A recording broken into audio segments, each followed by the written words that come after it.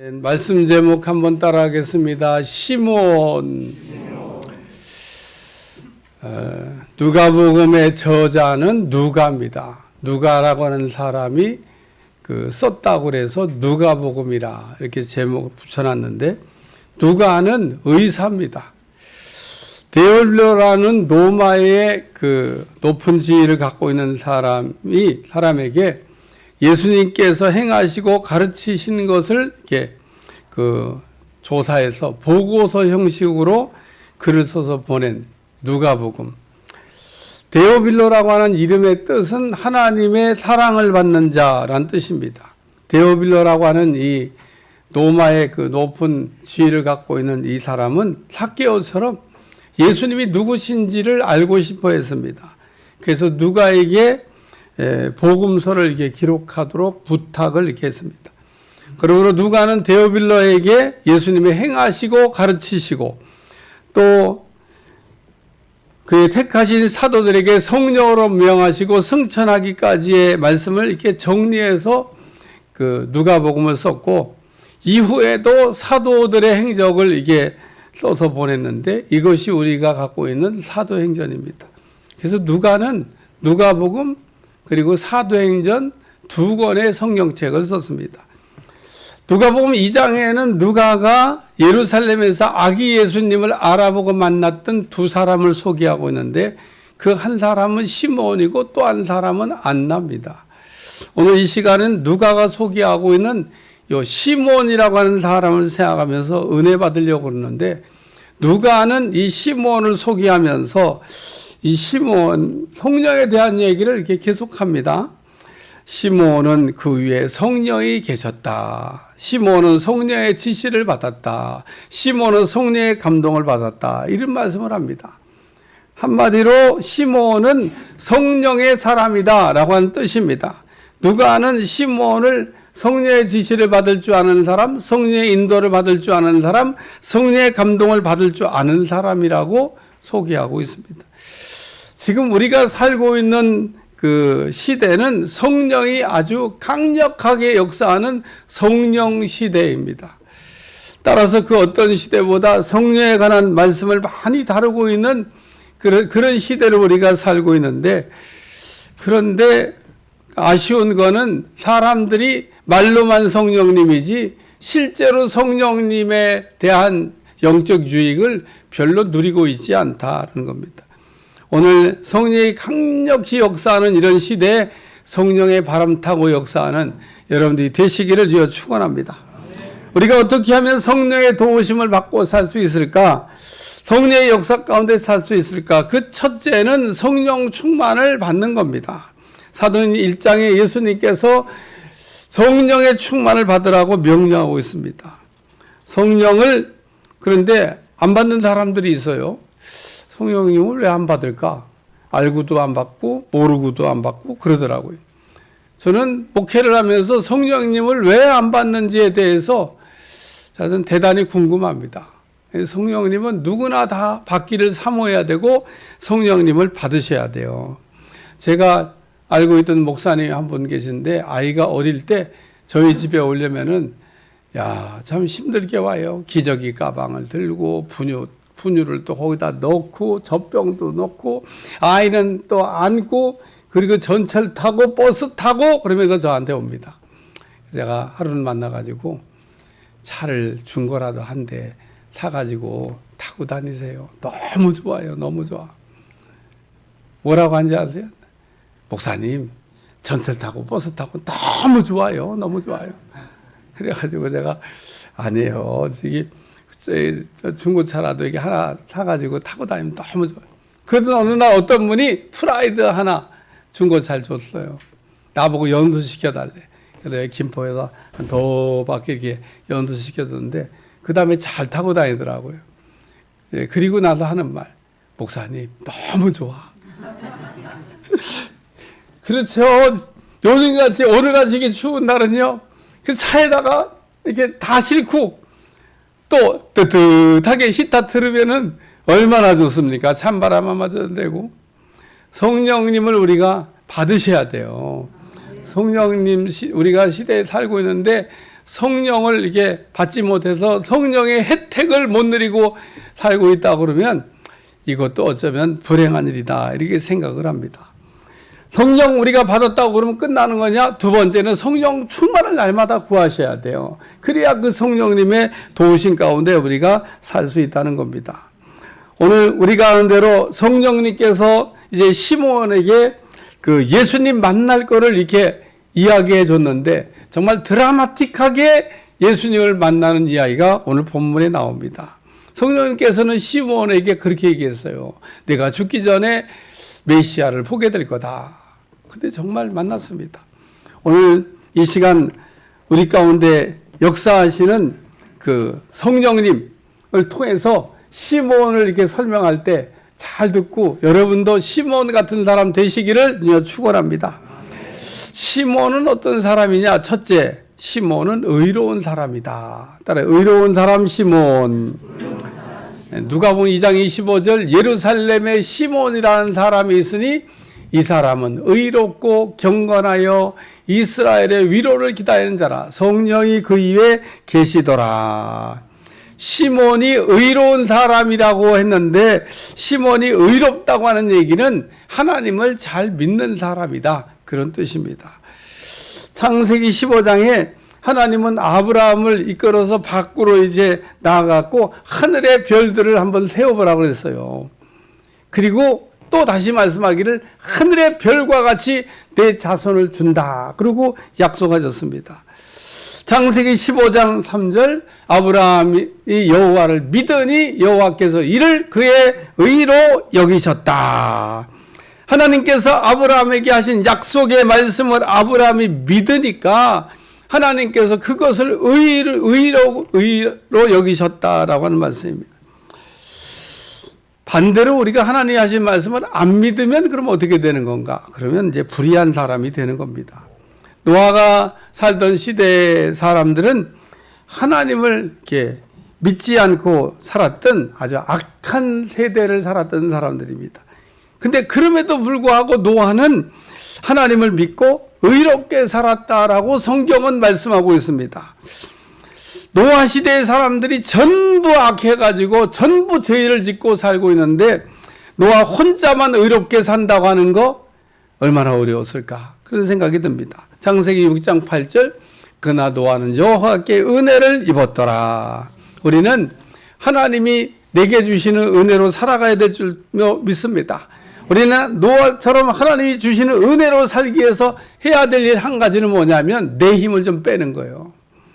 내 힘이 이게 들어가면 은혜로 살 수가 없습니다. 다시 말해서 내가 뭔가를 자꾸 내가 해보려고 그러면 하나님의 은혜가 역사할 수가 없다는 겁니다. 그래서 내가 하려고 하는 걸 좀 이게 내려놓고 하나님의 힘으로 하나님의 은혜로 하나님이 역사하는 거로 살아야 되겠다고 생각하면 하나님께서 매 순간 여러분의 삶에 도와주시는 은혜가 임할 줄로 믿습니다. 이것이 하나님을 믿고 우리가 의롭게 사는 겁니다. 누가는 시몬을 소개하면서 의로운 사람이다 이렇게 소개했는데 하나님 잘 믿는 사람이라는 겁니다. 시몬은 오실 예수님을 믿고 살았습니다. 하나님께서 선지자를 통해서 메시아를 보내주신다는 약속을 하셨는데 그것을 그대로 믿고 살았다 그런 얘기입니다. 한번 생각해 보시길 바랍니다. 아직 오시지도 않은 예수님을 믿고 사는 게 쉬울까? 아니면 이미 오신 예수님을 믿고 사는 게 쉬울까? 제가 생각할 때는요, 이미 오신 예수님을 믿고 사는 게 쉬운 겁니다. 오지도 않은 예수님을 오실 거라고 약속하지만 뭐 오실지 안 오실지 모르잖아요. 그걸 믿는 것보다 이미 오신 예수님, 그 예수님을 우리가 믿는 거, 이게 쉬운 거라는 겁니다. 우리는 오실 예수님을 믿는 게 아니라 오신 예수님을 믿고 사는 거, 얼마나 참 쉬운 길을 가고 있는지 모릅니다.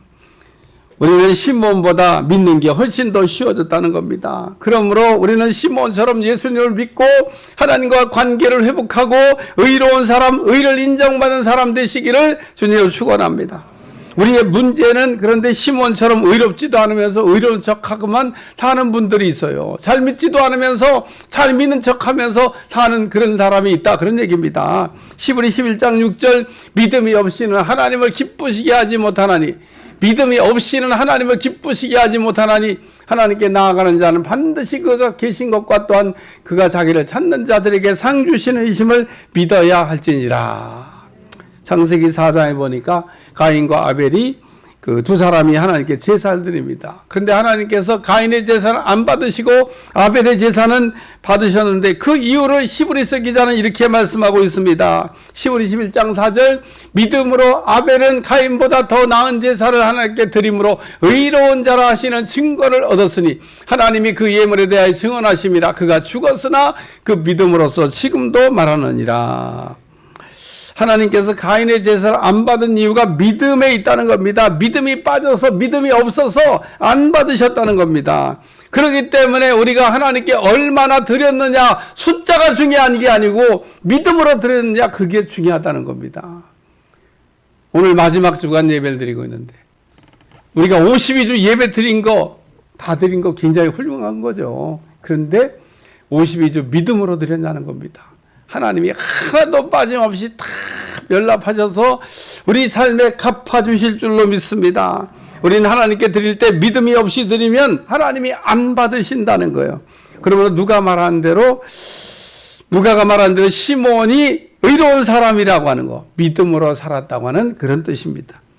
스위스에서 아주 판결을 잘하는 판사님이 한 분 계셨는데 이분이 어느 날 전도를 받고 교회를 나갔는데 어떤 분이 종을 치는데 인상 팍 쓰면서 종을 치고 있었답니다. 그래서 물어봤겠죠. 종을 치는데 그 교회 종인데 그 기쁜 마음으로 치지 왜 인상 팍 찡그리게 칩니까? 그러니까 종 칠 사람이 없어가지고 순번 정해갖고 치고 있습니다. 내가 이제 쳐야 될 순번이라도 치고 있긴 한데 좀 기쁨은 없다 그런 얘기죠. 이 판결 잘하는 판사님 그러게 돼. 지금부터 제가 치면 안 되겠냐고. 그래가지고 이분이 그 종을 몇 년 쳤냐면 30년을 쳤답니다. 그리고 이제 그 어느 날 임종이 이제 다가와서 죽을 날이 왔다 그런 얘기입니다. 자녀들 참 모아놓고 이제 그 작별 인사하고 이제 곧 죽을 시간을 기다리고 있는데 그분이 이렇게 얘기했습니다. 나 종 치러 가야 되는데. 그러니까 자녀들이 아버지 지금 임종을 앞두고 무슨 종을 치러 갑니까? 아니야. 그래도 나 종 치러 가야 돼. 그래갖고 나가서 종 치다가 돌아가셨다고 하는 말씀입니다. 오늘 우리가 참 이 악한 세대를 우리가 살고 있지만은 이런 악한 세대에도 시몬 같은 의로운 사람이 있다는 겁니다. 아합이 살던 시대 얼마나 악한 시대인지 모릅니다. 그런데 엘리야가 하나님 앞에 기도했어요. 하나님 나만 남은 것 같습니다. 의인이 안 보인다 그런 얘기죠. 하나님 그때 하신 말씀이 뭔지 아세요? 너 같은 사람 7,000명이나 아직 남아있다 그러고 말씀하셨습니다. 오늘 우리는 이 어려운 악한 세대에서도 시몬처럼 믿음으로 의롭게 사는 여러분들이 되시기를 주여 축원합니다. 두 번째는 따라 경건한 사람 시몬. 누가는 요 시몬을 경건한 사람이라고 소개하고 있습니다. 야고보서 1장 27절 하나님 아버지 앞에서 정결하고 더러움이 없는 경건은 곧 고아와 과부를 그 환난 중에 돌보고 또 자기를 지켜 세속에 물들지 아니하는 그것이니라. 야고보는 말하기를 경건은 고아와 과부를 환난 중에 어려울 때 돕는 거고 또 하나는 자기를 지켜서 세속에 물들지 않는 그게 경건이다. 그래서 여러분 이 두 가지가 잘 구비되면 경건한 사람이 된다는 겁니다. 한마디로 우리가 어떤 사람 보면은 경건의 모양은 있는데 경건의 능력이 없는 사람이 있어요. 그게 바리새인입니다. 바리새인들은 경건하게 살려고 이게 애썼던 사람들인데 그냥 모양만 경건하고 실제 경건하진 않았다 그런 얘기입니다. 하나님은 노아에게 방주를 만들게 하신 다음에 방주의 안팎에 역청을 칠하라고 명령하셨습니다. 역청이 뭐냐면 우리 아스팔트 공사대 시커먼 그 끈적끈적하는 거 그게 역청입니다. 콜탈이라고 오늘날 그러는데 그 역청을 배 안팎에 발라가지고 물이 배에 새어 들어오지 못하게 방수 처리를 잘하라고 그랬습니다. 이 하나님의 교회인 방주에 세상에 물이 들어오게 되면 교회가 파산한다는 겁니다. 오늘 성도도 마찬가지입니다. 세상 물결이 우리한테 스며들어오면 우리가 잃어버리는 게 뭐냐? 경건을 잃어버린다는 겁니다. 세속의 물결이 우리에게 타고 들어오지 않도록 힘쓰시기를 주여 축원합니다. 축원합니다. 우리도 모르는 사이에 막 세상의 물결이 교회를 이렇게 넘쳐 들어오면은 교회는 무너지게 되어 있다. 그런 얘기입니다. 교회의 사명은 세상의 소금, 세상의 빛의 역할을 감당해야 되기 때문에 세상과 분리돼서 살 수는 없습니다. 그러나 세상 속에 있으면서도 물속에 있는 오리가 물에 안 빠지듯이 오늘 우리는 세속화되지 말아야 된다는 거예요. 시몬이 경건하다 그랬습니다.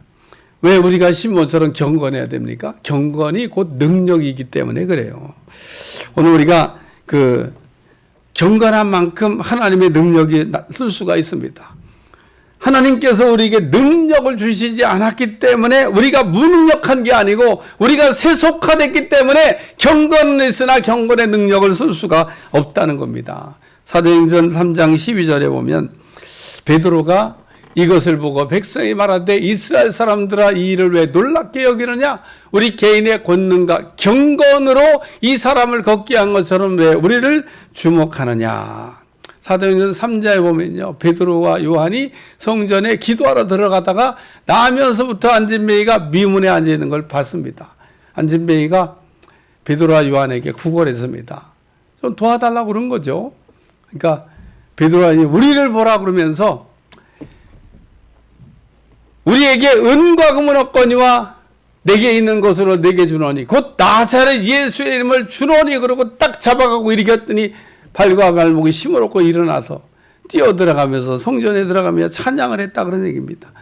그러니 나면서부터 안진뱅이가 일어났다는 소문이 예루살렘에 퍼지니까 솔로몬의 행각에 구름대와 같이 벌떼같이 사람들이 모였는데 사람들이 다 베드로와 요한을 주목하여 쳐다봅니다.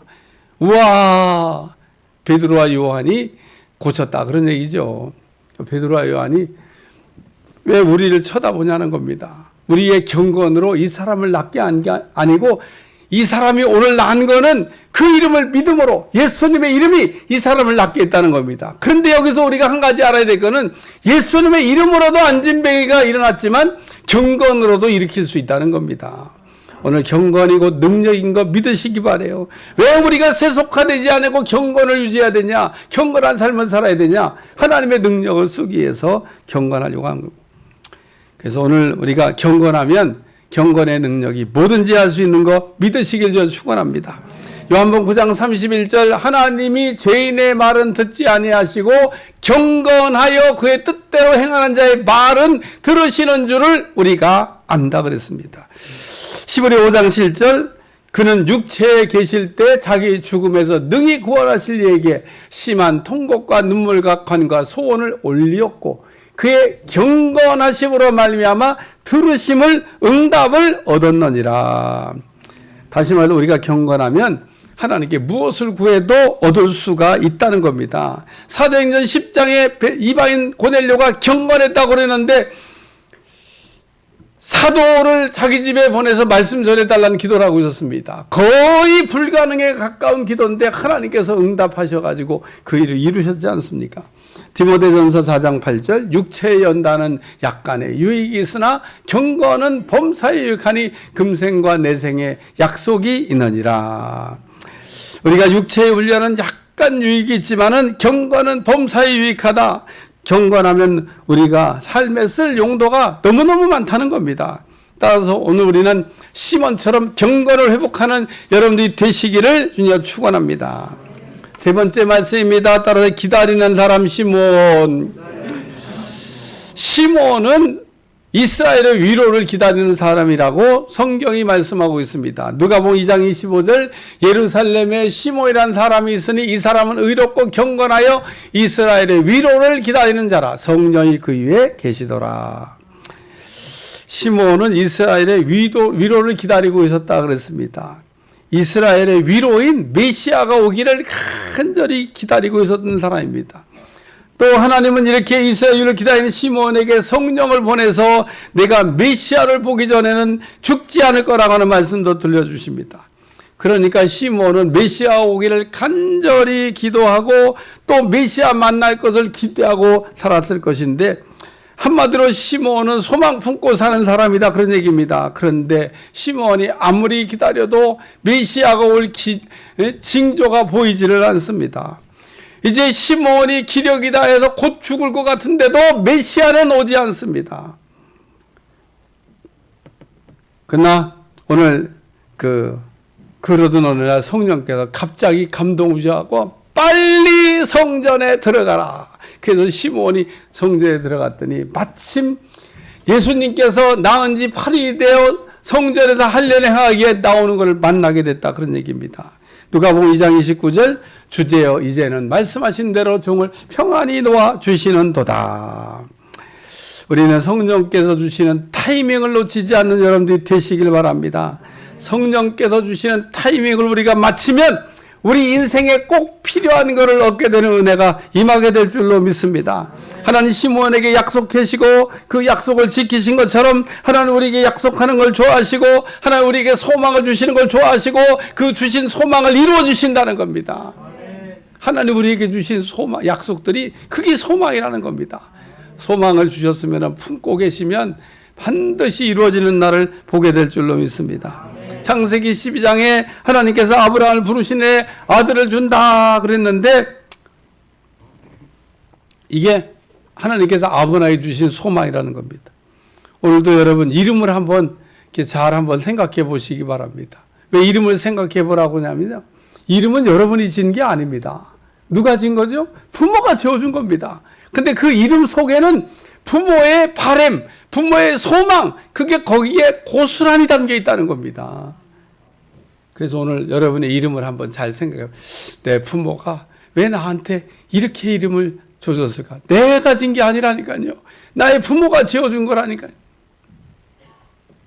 그래서 우리가 사울이라고 하는 이름을 그 부모가 붙였을 때, 야, 너는 큰 힘을 대라. 그래서 사울이라고 붙여준 거예요. 근데 은혜 받고 보니까 그 부모가 주어졌던 큰 힘을 대는 것보다도 바울이라고 하는 작은 자가 되는 게 더 은혜라고 생각해서 자기를 낮춰갖고 나는 바울이라고 불러주세요 라고 자기 이름을 바울을 부르기를 더 좋아했던 거죠. 여러분 은혜 받으면 내려가게 돼 있어요.